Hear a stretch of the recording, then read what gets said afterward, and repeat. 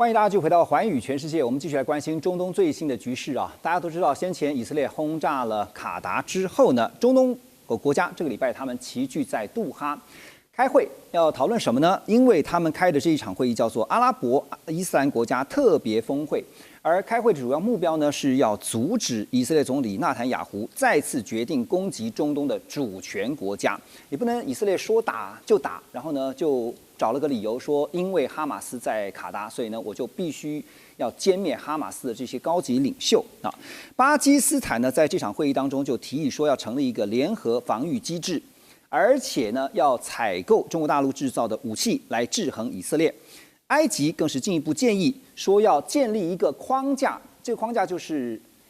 就是阿拉伯北约的框架哈。那他的建议呢是说，由阿拉伯联盟22个成员国组成这个像北约一样的军事联盟，总部就把它设在开罗，而成员国呢彼此轮流来派遣指挥官。第一任的指挥官是由埃及这边的将领来担任。好，那么埃及也承诺要提供陆海空以及他们的特种部队，其他国家呢则依照人口和军事能力来分配兵力。埃及总统呢更是他就指责以色列是中东的敌人。好，快速请教邱老师，您觉得因为刚刚听到了阿拉伯北约哇，我们之前也聊过在东亚这边，日本韩国什么东亚小北约，但是在阿拉伯北约这边，您觉得成军的几率大吗？第一个就是用阿拉伯北约的这个名字就很奇怪，因为第一个就是北约，它是一个冷战时期，它的目标是跟华沙公约组织对抗嘛。对。那华沙公约组织已经没有了，所以现在北约存在的意义在于，北约自己说的啦，就是在执行联合国的安全跟反恐任务，所以北约才存在。但如果阿拉伯这些国家，它其实原本就有类似的框架，阿拉伯联盟、海湾合作会议，他们之前每隔一段时间就会冒出来一个组织，因应不同的危机，然后就会成立不同的机制。对。但是成立之后，我们唯一能记得就成立。他强调的就是一个共同防御就是一旦我被打了之后，大家都要来跟我一起。因为这里面牵涉到非常多的问题，因为我们现在只看到说埃及有提出这样呼吁，但是埃及在提出这样呼吁没有多久，是沙地阿拉伯去跟巴基斯坦签，就是类似像北约第5条款，我们2个国家只要有谁被打了，我就打，然后巴基斯坦对沙地阿拉伯提供核子保护伞，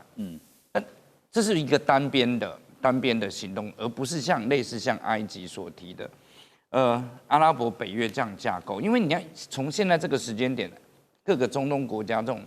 分崩离析的情况，你要走到阿拉伯北约，这个我觉得还有中间非常多的困难，而且有很多外交斡旋甚至利益交换在里面。为什么？因为我们知道这些中东的阿拉伯国家，每个国家的军事情况都不一样，你国家的兵力不一样，国家的立场不一样，有的完全是倾向美国，甚至国土上面就有美军基地，有的是不结盟，有的是像伊朗这样子，就是它本身还有其他要对抗以色列的目标。是。那在这样情况底下，你很类似一个阿拉伯北约的框架，如果真的出来，你很容易因为一个小的对抗以色列的武装团体，或者是在某一个国家里面的什么样的武装团体去引起以色列的报复，那整个阿拉伯国家就要对以色列开战，或者是以色列就会对整个阿拉伯国家这么多的国家同时攻击。那这其实并不会把这个区域变得比较安全。事实上，这个区域真正需要的是什么？需要是一个政治联盟出来，而不是一个军事联盟。因为你现在跳升到阿拉伯北约这种准军事的联盟，那其实带来的风险会更大。但反而是你真正阿拉伯国家彼此之间的问题，你面对真主党，面对哈马斯，每个阿拉伯国家的态度不一样，有的支持，有的同情，有的反对，有的背地里还可能会动手脚。对。那你在这样的情况底下，其实真正中东的这些阿拉伯国家需要的是一个政治上面，最起码你要抹平一些事情，让大家有一个共同的立足点，你再来谈军事上面的合作可能会容易一点。这次因为这个会提出阿拉伯北约这样的一个构想，也是因为卡达被打了嘛。然后呢，中东国家当然就怕这个以色列如果说打就打，找了一个跟哈马斯相关的理由。我要补充一下，卡达不是第一次被打，上一次伊朗就打他了，所以。你说这个在中东这边，你刚刚特别点到了一个重点哈，就是说将来如果真的结成了一个军事同盟之后，那里面到底会不会有些人，万一在做决策的时候，他会有持不同的意见，这个会是造成一个内部的混乱哈。那明杰兄，你又怎么看它？因为现在我们讲说，如果综合比较这个战力来讲的话，以色列当然是不怕打，因为它周边很多啊，四面环敌哈。那以色列已经接连跟巴勒斯坦，他打巴勒斯坦打到这个天怒人怨，然后呢，联合国都出面去呼吁说啊，赶快解决人道危机。他打巴勒斯坦、打黎巴嫩、叙利亚、也门，还有包括伊朗，好，现在又打了卡达。那将来如果真的要对抗，如果哈形成了这个所谓的阿拉伯的北约，那有办法抗衡得了这个军事同盟吗？我想啊，这一个阿拉伯北约如果真的成立啊，我觉得它最重要目的是集体防御哈，那是作为嚇阻之用哈，不是说这阿拉伯国家真的开战，真的想要跟以色列开战啊，我觉得他们恐怕不会想要真跟以色列一战啊，因为很重要，第一个，以色列背后其实就是美国嘛啊。那基本上这些所谓阿拉伯国家很多，包括像沙烏地啊、巴林啊、卡达这些，其实你看美军都有重要的基地，其实都是美国的重要盟友了哈。所以你会形成这个战略上的矛盾哈，到时候到底是要挺哪一边，其实非常的困难哈。那所以我觉得他做这个动作，当然是在对以色列表达不满哈。那实际上如果要讲战力来讲，我觉得为什么说阿拉伯国家不会想跟以色列开战其实这个过去我们知道这个中东第3次中东战争6日战争那时候曾经发生过埃及、约旦那跟这一个叙利亚联合要来围剿以色列，当时这个被以色列反击的多惨这个埃及这个被打的，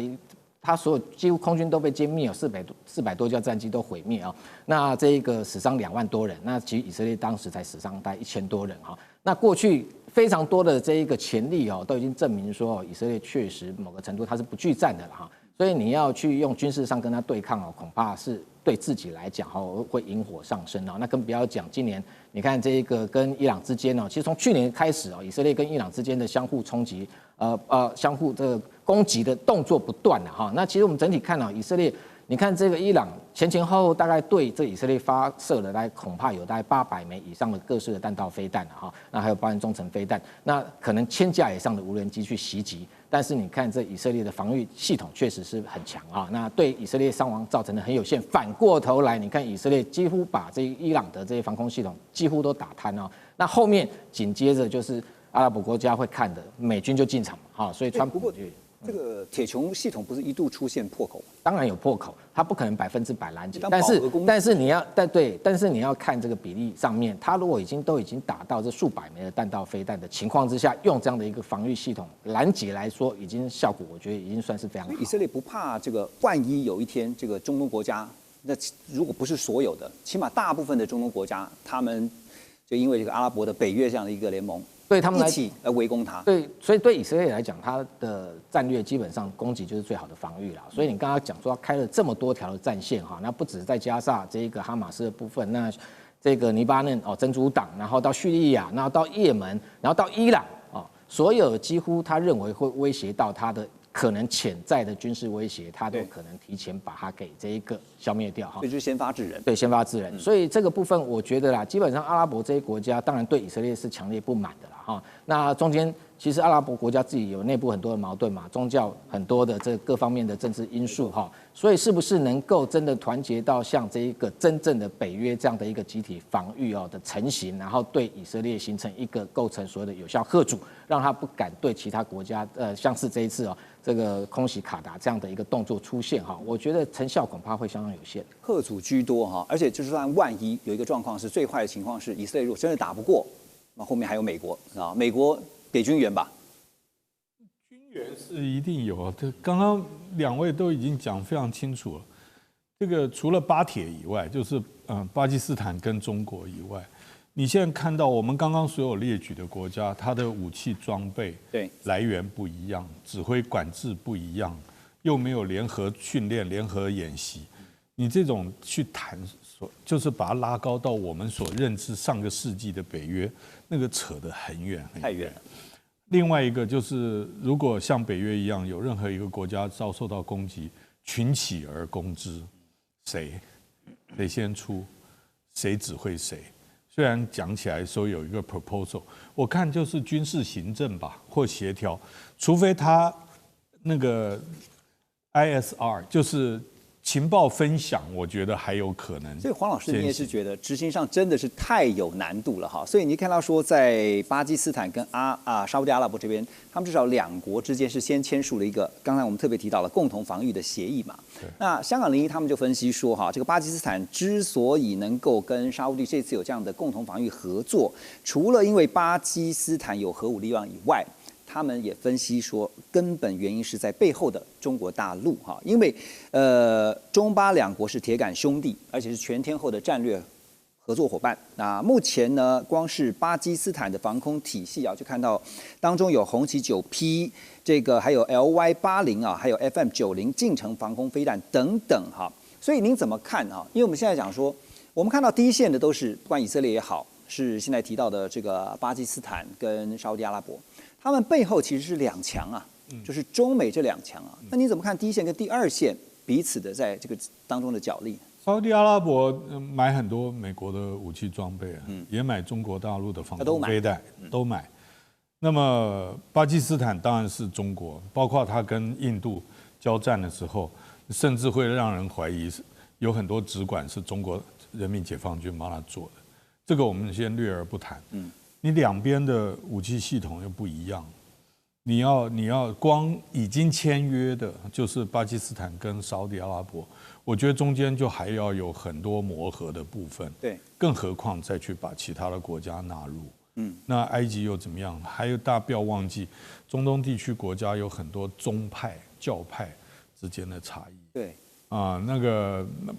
国家利益太错综复杂了。而且这一次不是卡达被打了以后，都用的是美国武器，说雷达怎么都没发现呢？这是一个很大的问题，就是现在在整个中东地区，虽然都是伊斯兰的兄弟国家，但是各个国家的利益跟立场不一样。那有的国家把军事防御上面最重要的核心的武器设备都是用美制的，所以像卡达这次遇到的情况，以色列的战机飞进来。没有人会相信说沿路这么多的，包含美军基地，甚至卡达60几座，完全没看到，所以这就是一个大的问题。那好，假设在这样的情况底下，这些阿拉伯国家的联盟里面有部分，它也是美军的基地，用美军的系统，那你要如何共同防御？不可能嘛？美军不给你使用，你就看不到，于是那个地方就出现破口。对，所以其实我们比较担心的是。这样子表达的意向，其实是不是在代表中东一部分领导人，他们对于过去往年这么多，就是过去对美国贡献这么多，这么极端的跟美国站队在一起，是不是有一些未来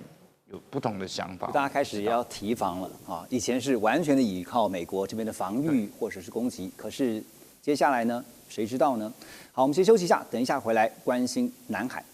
2025全球局势必须关注，中美赛局牵动地缘风险，连带影响台海两岸未来。环宇全世界，关心全世界，权威分析，